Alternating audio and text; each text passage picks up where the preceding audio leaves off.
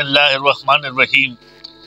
فضائل حج میں سے ایک حدیث آپ کے سامنے رکھ رہا ہوں۔ اللہ پاک مجھے اور آپ کو اس پر عمل کرنے کی توفیق عطا فرمائے، آمین ثم آمین۔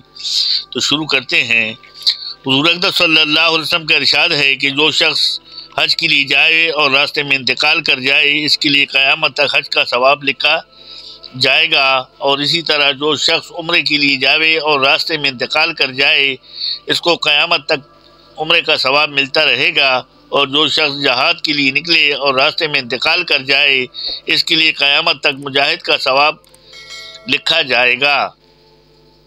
فائدے میں شیخ لکھتے ہیں، ایک اور حدیث میں وارد ہے کہ جو شخص حج یا عمرے کے لیے نکلے اور مر جائے، اس کی عدالت میں پیشی ہے نہ حساب کتاب، اس سے کہہ دیا جائے گا کہ جنت میں داخل ہو جاؤ۔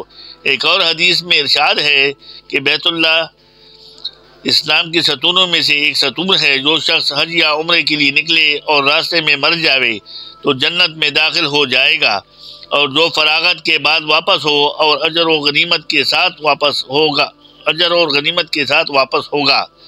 غنیمت کا مطلب یہ ہے کہ دنیا میں بھی اس کا خرچ کا بدلہ ملتا ہے جو حج میں خرچ کیا، جیسے کہ حدیث نمبر 10 کے ذیل میں گزر چکا۔ ایک اور حدیث میں ارشاد ہے کہ جو مکے کے راستے میں جاتے ہوئے یا واپسی میں مر جائے، اس کی نہ پیشی ہے نہ حساب کتاب۔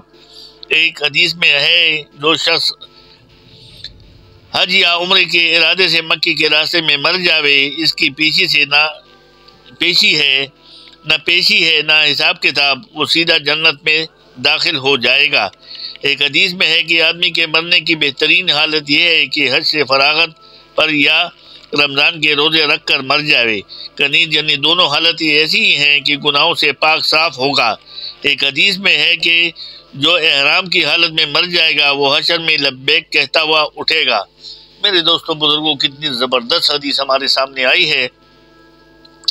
یعنی جو حج کی نیت سے گھر سے نکلے گا، حج کے لیے جائے گا، چاہے وہ وہاں پہنچے یا نہ پہنچے، لیکن گھر سے نکل گیا حج اور عمرے کی نیت کے لیے، تو وہ جیسے ہی اس کے انتقال ہوگا، قیامت تک اللہ پاک ایک فرشتے کو مقرر فرمائیں گے، اور اس کے نام سے حج اور عمرہ کرتا رہے گا۔ اگر حج کے لیے جا رہا ہے تو حج کرتا رہے گا، اگر عمرے کے لیے جا رہا ہے تو عمرہ کرتا رہے گا، اور قیامت تک یہ سلسلہ جاری رہے گا، اور سارا اجر و ثواب اس کے نام اعمال میں لکھا جائے گا۔ تو میرے دوستوں بزرگوں، کتنی زبردست بات ہے کہ یہ ہمیں چاہیے کہ بھئی حج اور عمرے کے لیے جائے، اور موت تو سب کو آنی ہے۔ دنیا میں کوئی بشر ایسا نہیں جو باقی رہے گا، کوئی جاندار ایسا نہیں جو باقی رہے گا۔ جو زندہ پیدا ہوئے ہیں ان کے لیے موت ہے، لیکن موت ایسی ہو کہ جس میں کوئی حساب کتاب نہ ہو، کوئی سختی کوئی نہ ہو، اور اللہ پاک سے جب بھی موت مانگے تو ایسے مانگے کہ یا اللہ ہمیں اپنے راستے میں جہاد کرتے ہوئے شہادت عطا فرما۔ حج اور عمرے میں جائے تو وہاں اللہ پاک سے کہہ رہا موت نہیں مانگنی چاہیے، لیکن یہ دعا مانگے کہ یا اللہ مجھے حج اور عمرے کر میری موت لکھے تو وہاں عطا فرما۔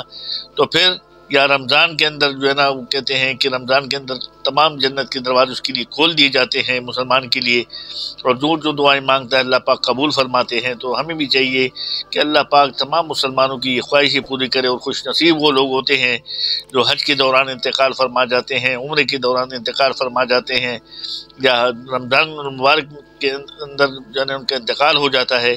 یہ خوش نصیب لوگ ہیں، اللہ پاک نے ان کی کوئی نیکی قبول کی ہوتی ہے، اللہ پاک بغیر حساب کتاب ان کو جنت میں داخل فرمائیں گے، ان سے کوئی حساب کتاب نہ ہوگا۔